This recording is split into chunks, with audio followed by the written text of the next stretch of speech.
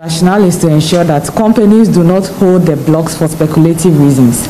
And that is because we have seen over the years that for contracts that were awarded before 2016, when the EMP Act was passed, most of the contractors held the blocks.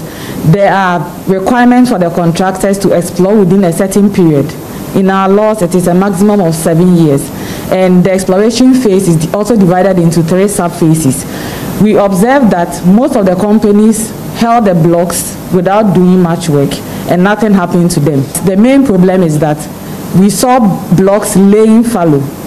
And we have also seen how over the years some companies have transferred their interest to other companies. So it suggests some level of speculation for some companies.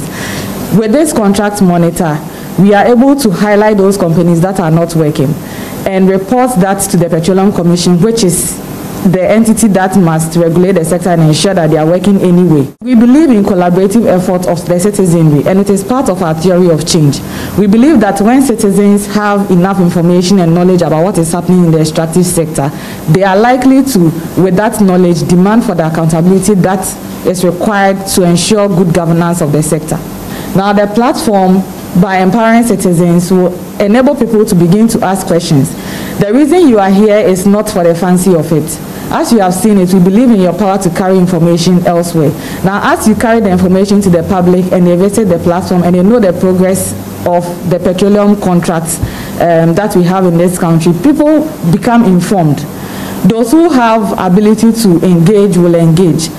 But this is not the only effort ACEP makes in ensuring accountability in the sector. This is just one of them. So it is not the point that we think this will lead to accountability on its own. It wouldn't unless there's a concerted effort of all parties to make it happen.